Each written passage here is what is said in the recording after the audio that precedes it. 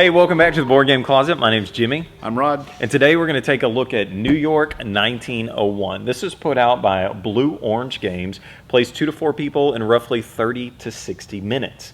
In New York 1901, you inherited a single plot of land in New York in the boom of the skyscraper explosion. And so you think that you're going to become a tycoon building all these skyscrapers. So you want to see who can build the best, the most, build them on the best streets, the quickest, all that kind of stuff.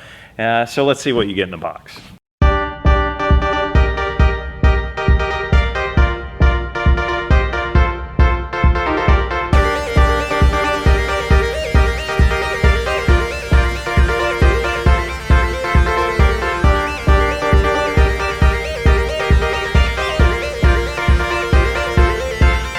Okay, so this is what you get in the box with New York 1901. Rod, do you want to talk about the components? Sure. So the first thing is that you get some miniatures with it. And the miniatures, for one thing, is the little tower, Woolworth building or something.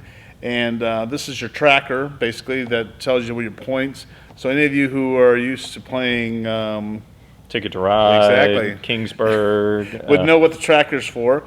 And then you have these little builders, and these are placed out there. So when you're building buildings, which will be explained in a little bit. And then also you're given these little cardboard and these buildings that lay down, they take up a section. And each one of them is represented by a color. And they go from bronze to gold, silver also. And that's how you're going to build your buildings. So all in all, the pieces do what they're supposed to do because you're supposed to be representing not so much the building, but the plot that you're taking over. The artwork on it's really nice. The artwork gives you that feel of that turn of the century 1900 feel to it. The cards themselves, these will hold it up just fine over time. They're a little small, but that's all right.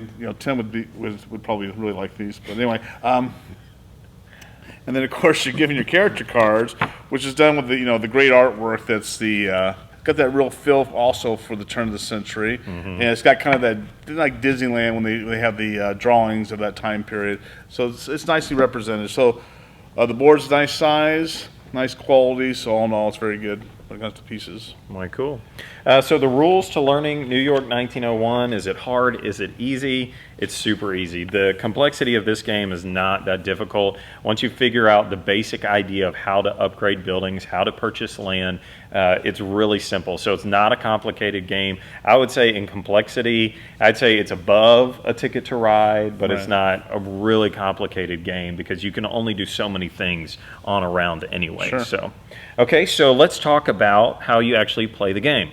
As always, I'm not going to hit every single rule, but I want to give you an understanding of the basic idea of how the game plays so that you can figure out if you want to add this game to your collection or not. So at the beginning of the game, every person is going to get a character card. So you're going to get a little character that's going to represent you, and then it's going to give you a starting color with an icon. So you get the color of the card, and the icon doesn't have to do with the color of your pieces, but let's just say that I'm the yellow person, and so my starting location, which there's going to be a building on here that doesn't have a number, and I'm going to look for on the board where that color is, and that's where I start the game at. And that kind of gives you an idea of maybe I've already got something going there. Should I build on that and go from there? At the beginning of the game, we're also going to tell you which streets matter in the game. You're going to draw 2 cards, and at the end of the game, whoever has the most buildings on these roads gets some points. So you get 5 points for each of these roads. So that also gives you some strategy right out of the gate, so you know where you're starting and where it might be valuable for you to build. The other thing that you're going to be going for, speeding towards, I guess, pretty quickly, is to try to get these large buildings, these large skyscrapers. So there's certain ones in the game that anybody can build. It's these 4 right here, and they're all worth different amount of points, ranging from, I think, 9 up to 13, and they all have different heights. So the highest being the Woolworth building of 792 feet. This is important because at the end of the game, whoever has the largest or the tallest skyscraper breaks all ties. So that's huge. So you really want to race to get to that building, and so, but you don't have to have that building in the game because you could get a different one and you'd be okay. But that's huge that it breaks ties. So how does a turn work? So on your turn, you can either draw a card which claims a piece of land, or you can renovate something. So let's say that I drew this green card, then I would take a worker, an available worker that I had, and I would place it down on a lot of land that matches the size of that. So the board shows you which sizes they match on. So I would put my little dude out there on that, and that shows that I own that land. Now I could also, in the same turn, build on that piece of property and put that guy out there. I can only build, starting out at the beginning of the game, I can only build bronze buildings because you have 3 levels of buildings: bronze, silver, and gold. And it's important to note that you can renovate these buildings or demolish them and build over them, but you have to build a higher level than what's already there. So if I have a bronze building out there, I cannot replace it with another bronze building. I could only replace it with a silver, and I can only replace it with a silver when I've gotten to the silver level, and I can only buy a gold building when I've reached the gold level. And all of these ones that break ties, like the tall skyscrapers, are all gold buildings. So in essence, what you're going to be doing on your turns is drawing cards which give you deeds to land, putting workers out, maybe building buildings, and eventually tearing them down to build new buildings on top of them. So you're trying to make the most of the land that you have by placing a bronze and then replacing it with a silver in the same spot, replacing it with a gold in the same spot. So that same little lot of land is getting you 3 times the points instead of just building out. Or you could do that and just try to take all the land, I guess.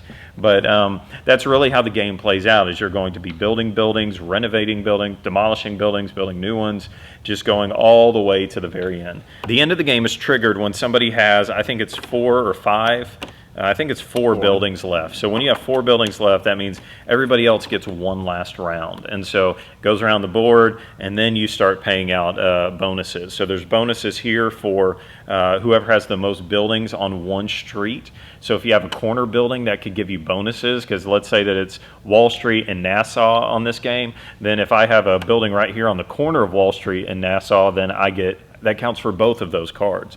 There's also extra bonus cards that you could play with, or you don't have to, in the game, that have to do with, like, one of them is whoever has the most bronze buildings on the board. Whoever, there's just all different kinds of bonuses that you get in here that could also play at the end of the game.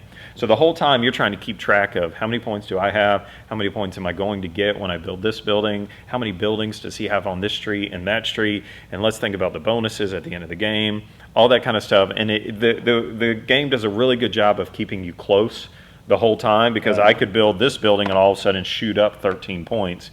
And so you thought you were really winning, and all of a sudden I just went ahead of you. And so at the end of the game, it comes around, and then you add up points. Whoever has the most wins the game. Yeah, it seems like every game that's played has always been very close. So that's a neat aspect about the game itself, is keeping it competitive amongst everybody. A lot of things I liked about it was that it does give you that real 1901 feel to it. Like, again, dealing with the artwork, and then them using, of course, the real street names and that type of thing did that. I felt that the game was it's kind of that good entry level game for I guess for somebody that's somebody you've known who's playing that maybe it's just done like Monopoly and that type of thing, and then you move them up to the next level. And I think this would be a very good entry-level game for everybody. For me, it's like a mixture of, if you know some older games, would be Ticket to Ride and an older game called Acquire. I would think, like, if they had a baby, it would be New York 1901, because the nods to Ticket to Ride, I get a card and I play a card. It's that kind of a thing. It's really simple on what I can do. But the complexity, if I can say, the complexity of this is that if you ever get that space, I can't ever get it, and then you just messed me over. And so now I'm going to have to build somewhere else, and I can't wait to get that one card. And they also have these special ability cards that you can use that if you don't use them, they're worth points at the end of the game. So that's some strategy. But if you use them at the right time, then you can clear the board or build twice or take 2 cards. And so there's a number of things that you can do during the game that adds to more than just draw a card, play a card type thing. Now, you're not going to get somebody like Tim to play the game, right? Not Tim, no way. He'll snub his nose to the game. But for like the family, this is a good game to get the family in, plus keep you in the mode of playing with some strategy involved in it, and of course you beat everybody. Exactly. Yeah, so like your son Jordan played this, and he didn't really care for it, but I could see me I played this at Christmas. I got it for Christmas, played it with the family. Brother-in-law liked it, father-in-law won, I think, or my wife did, something like that. So they all liked it, and they wanted to play it again instantly. So and you let them win, right? That's how you do it. That's how you do it. So anyways, okay, so let's review the game then. So at the end of our reviews, we like to do a simple one-die rating. Should you buy it, play it, or hate it? So green means go buy this game and add it to your collection. White means maybe you wouldn't buy it, but you would definitely play it. And then red means you wouldn't buy it and you wouldn't play it because you hate it. So All right. let's get our rating out of this game and reveal 2 green. All right. And we'll just throw one in for Tim. Yeah, exactly. Oh, there you go. So tell us why you gave it a green. Well, it's fun. Yeah. I mean, that's basically what it comes down to, right? It's fun, and the fact is you can get anybody in there to play it. I enjoyed the game very much, so Yeah. I just liked it. Yeah, for me, this is a nod to how I got into gaming. It really reminds me of a Settlers of Catan or a Ticket to Ride feel. And so I just like this style of game. It's just fun. It's easy. It's relaxing. It's not competitive. I mean, it is competitive. Yeah. It can be very competitive. But you don't, I don't know. It's just not one of those combat competitive feeling games. To me, it just feels totally different, and I want to think more when I play it. So, Right. But it's not that complex. So. There we go. Okay. So that is New York 1901. So we got a lot more reviews on our website, boardgamecloset.com. Check it out on Facebook, Twitter, Instagram, all that kind of stuff. And as always, Support your local hobby shop. woo! All right, tell us what you would rate the game. Would you rate it? A green, white, or red. All right, here we go. Here we go. All right, go. All right, guys and gals, tell us how you rate the game. Here we go. Ready? Don't forget the gals. All right, guys and gals. Okay, here we go. This is gold right here. This is gold. Keep it forever. All right. We'd like to see what ratings that you give the game. So rate the game either. A red, a white, or a green. Let us know how you would rate New York